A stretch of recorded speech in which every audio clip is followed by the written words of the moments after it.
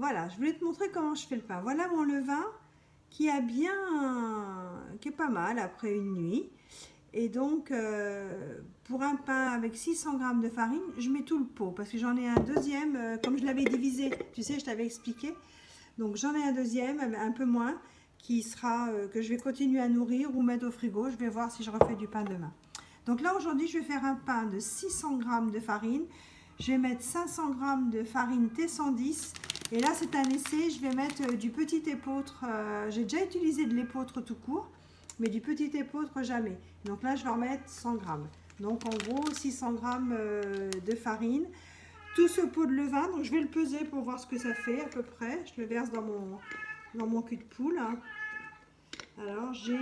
Ah, Roméo, tais-toi. Il y a Roméo qui nous fait un coup de calgon là. Hier, on l'a laissé pour la plage. Et donc, hop. Je suis obligée de me servir d'un couteau pour faire tomber le levain. Tu vois, il est très épais quand même. Et là, je suis déjà à 200 grammes de levain, tu vois, donc je ne vais pas en mettre plus. Je mets 200 grammes. Bon, le pot, il en reste un petit peu. Je pourrais... Ce que je vais faire, c'est que dans mon pot, il en reste... L'autre pot qui est bien levé, je vais le mettre au frigo. Et puis celui-là, je vais le relancer pour en refaire un d'ici 1 ou 2 jours. Hop. Mais je pourrais aussi mettre... Ouais, non, tu sais quoi, je mets tout. Alors, changement d'avis, parce que je vais pas avoir de... Donc là, il va être vraiment... Je mets toutes les chances de mon côté pour que le pain lève. Après, ça peut donner un petit goût acide. Il y en a qui n'aiment pas hein, le pain au levain parce que c'est acide, parce que ça, il y en a qui trouvent que c'est pas digeste, qu'ils ont mal au ventre. En fait, il y a beaucoup de levure, donc ça peut agir sur le... Tu vois, là, j'ai 230 grammes de levain. Là-dessus, je rajoute...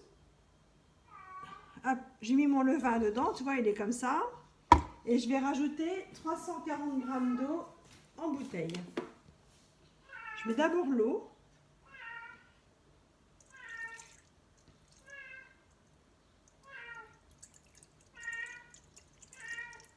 Donc je mets 340, en gros 200 grammes de levain ou un petit peu un chouille en plus. Ça peut être un chouille en moins. Et là, ça y est, j'ai mis 350 grammes d'eau. J'en ai mis trop. Je parlais. Roméo me saoule. Il a pleuré toute la nuit comme ça. Super, hein? Parce qu'hier, on l'a laissé. On est parti à 10h du matin et on est rentré. Il était 21h. Hop. 340 grammes d'eau. Non, 339. Voilà, 340 grammes d'eau. Je vais rajouter... Tu vois, je ne mélange pas encore. Je vais rajouter... Donc, en tout, 600 grammes de farine. Donc, tu peux mettre directement 600 grammes de farine T110. Hein. Il n'y a pas de souci. C'est que là, je voulais essayer celle-là. Donc, c'est un essai. Donc, je mets... Hop. 100 grammes de petit épeautre. C'est que je voulais que tu vois la consistance du... Voilà, je suis à 100. Je suis en train de me filmer pour vous expliquer. Mais tu as trouvé? Merde.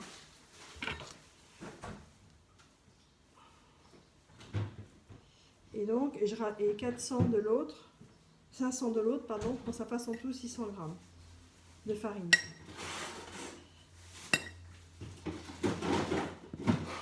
Et ça, on fait.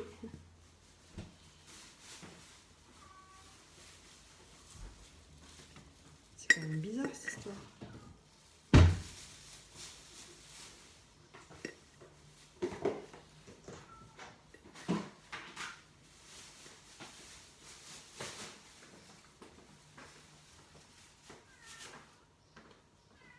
Et voilà, j'ai 600 grammes de farine.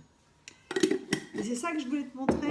Tu vas voir, c'est comment ça se comporte. Hop, je peux enlever ça. Parce que c'est très... Alors, il faut prendre une spatule en bois, ou parce que là, on s'en met vraiment plein les mains. Donc, tu vois, c'est une... Attends, j'ai essayé de pencher un peu le téléphone. Voilà. C'est une texture très épaisse, très collante. Quand on met les mains dedans, on en a plein les mains. Mais il faut bien finir pourtant à la main.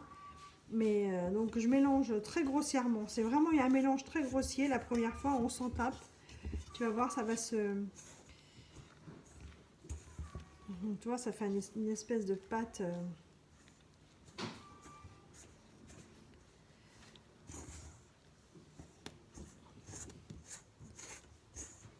Donc j'y vais de façon à ce que au moins toute la farine, même si c'est grossier et que c'est pas beau, qu'il n'y ait plus de farine sèche au fond. Tu vois, là, je sais pas si tu vois, là, il y en a un peu sur les rebords. Il faut qu'elle soit vraiment toute incorporée. Donc moi, je fais ça à la spatule parce que au début, je faisais avec les mains. Et c'est trop désagréable, t'en as vraiment entre les doigts, t'as tout qui reste collé aux mains, il n'y a plus rien dans le plat et tout sur les mains. Donc j'attends le maximum avant de mettre les mains dedans.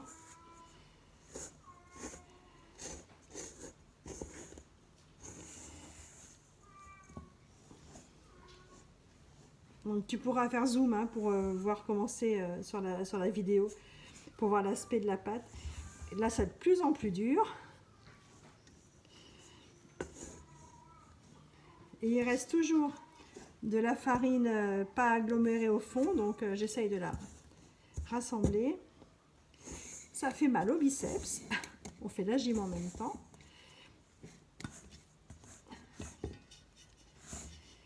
Je vais mettre du couteau pour décoller, pour pas encore mettre les mains dedans. J'attends vraiment parce que plus t'attends, mieux c'est, moins ça colle au doigt.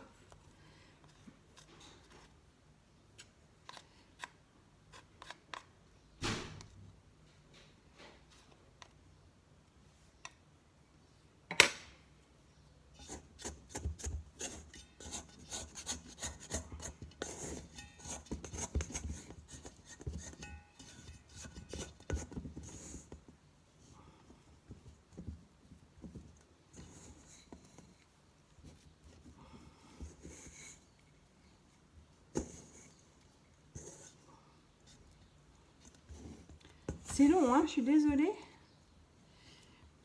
Hop, là ça commence quand même à prendre à peu près tournure. Donc, c'est pas la peine de faire une jolie boule de pâte comme quand on fait une tarte ou c'est pas le but. Ça va se débrouiller tout seul. Bon là j'ai plus le choix. J'en suis à l'étape où il faut que je mette les mains. Alors, ce que je fais, c'est que j'enfonce avec le poing. Parce que là, ça colle beaucoup moins maintenant dès qu'on y arrive à cette étape-là. Et puis, ce qu'il faut, c'est enfoncer jusqu'à ce que, au fond du truc, il n'y ait plus de farine toute seule.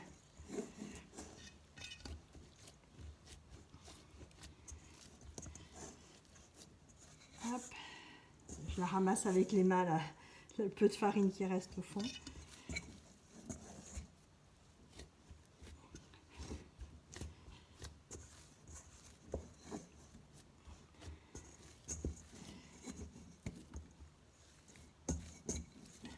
Hop. Et voilà. Et donc là, arrivé là, tu vois, j'en ai plein les doigts. Arrivé là, j'arrête là. Je laisse comme ça, c'est pas une jolie pâte, tu pourrais pas du tout l'étaler, tu pourrais pas, ça colle aux mains. Et on laisse reposer pendant 45 minutes à 1 heure. Moi je laisse souvent 1 heure, hein, c'est pas une obligation de respecter les 40 minutes. Ou, voilà, 45 ça va très bien. C'est la partie qu'on appelle l'autolyse. C'est la partie où tout se lie en fait et ça commence à faire travailler le gluten, tout ça pour que ça fasse... Donc voilà, pendant ce temps-là, je vais préparer dans un petit ramequin 20 centilitres d'eau avec 10 grammes de sel. Ça paraît beaucoup, mais il faut au moins 10 grammes de sel pour que le pain ait quand même un peu de goût. Autrement, c'est pas terrible. Voilà, ma boule, elle va rester comme ça. Je vais lui mettre un torchon à cause des moucherons, parce qu'en ce moment, on a des moucherons, mais autrement, je la laisse à l'air libre. Voilà, et dans 45 minutes, j'ai incorporé l'eau avec le sel et je ferai une autre vidéo parce que tu vas voir, ça va changer complètement d'aspect. Voilà, bisous, à tout à l'heure.